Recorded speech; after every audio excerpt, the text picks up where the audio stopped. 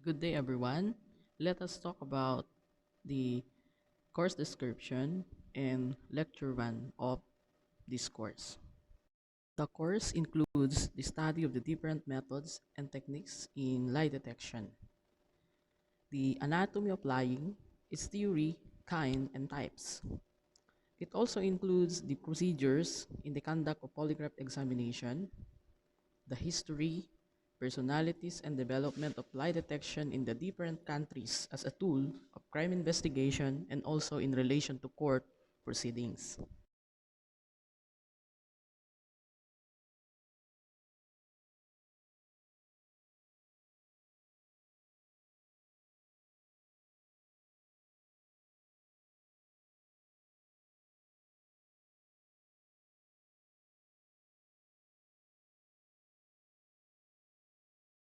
Polygraphy is the scientific study of detecting truth or deception through the use of a recording instrument or through the aid of polygraph. Or it is the science of truth verification based upon psychophysiological analogous, while polygraph is an instrument used to record physiological responses of a person being questioned.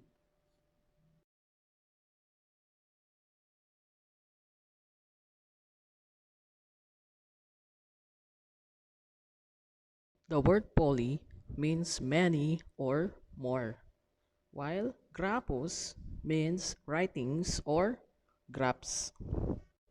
Polygraph is an instrument or device capable of recording internal bodily changes, such as the blood pressure, pulse rates, respiration, electrodermal properties of the skin, or the galvanic skin reflex, which are indicative of emotional excitement, especially of lying when questioned. Basically, it relies upon measures that the body's involuntary responses which occur when the subject is consciously being deceptive or truthful.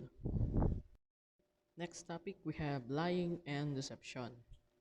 Deception is a falsehood statement which misleads, hides the truth, or promotes a belief, concept, or idea that is not true. Example, sinabi mong 20 years old ka pa lang pero sa totoo lang ikaw ay 50 years old na. While lying is simply the act of deliberately presenting something which is known to be untrue as truth. Ina-assert mo yung alam mong hindi totoo pero sinasabi mong totoo. Example, kaya nakabasag ka ng baso sa bahay.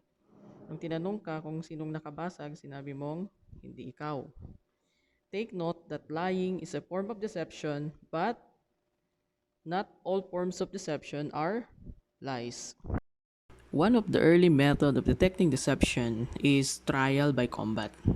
Trial by combat is a method to settle accusations in the absence of a witness or witnesses or a confession in which two parties in dispute fought in a single combat. One of the early methods of detecting deception is trial by combat.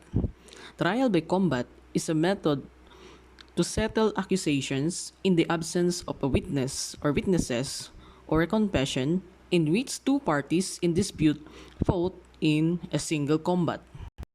Trial by ordeal is a judicial practice by which the guilt or innocence of the accused is determined by subjecting them to dangerous or painful tests which is believed to be under divine control.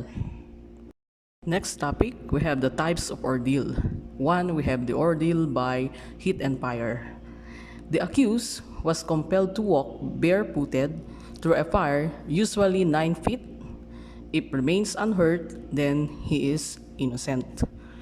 Another one, ordeal of hot water. This test requires that water had to be boiled and the depth from which the stone had to be retrieved was up to the wrist for one accusation and up to the elbow for 3 or more accusation. Ordeal of boiling oil or water. The accused was forced to dip his hands into the boiling water or oil and asked to pick up stone in it. Another one, we have red hot iron ordeal. The accused will be required to touch his tongue to an extremely hot metal 9 times. Once his tongue is burned, he will be adjudged guilty. The ordeal of cold water.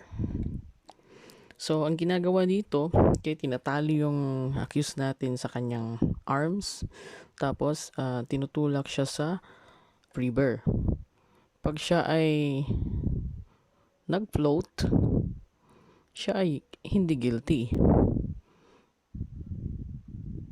Ibig sabihin siya ay nireject ng tubig. Next, ordeal of rice chewing.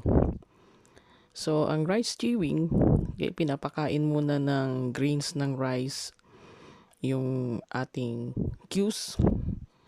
Kapag dumugo, for example, dumugo yung kanyang gums or may dumugo dun sa kanyang mouth, okay, ang ibig sabihin nun ay, yun ang proof na siya ay guilty. Ordeal of red water or sassy bark. The accused were forced to drink a poisonous red liquid. If they vomited, then they were adjudged to be guilty. For ordeal of the cross or the test of the cross, the accuser and the accused, okay, each were made to stand with arms crossed on their breasts.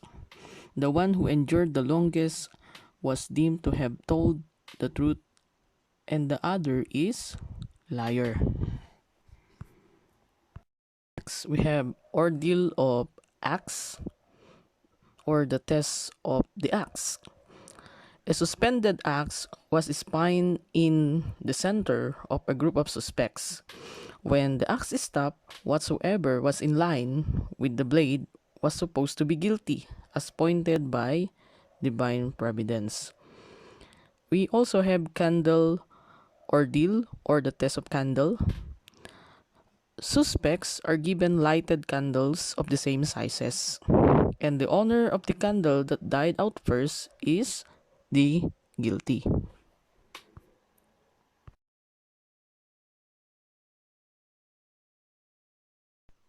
Donkey's tail ordeal or trial by the sacred ass. A method of ordeal where all accused persons will be instructed to select a cage with a donkey.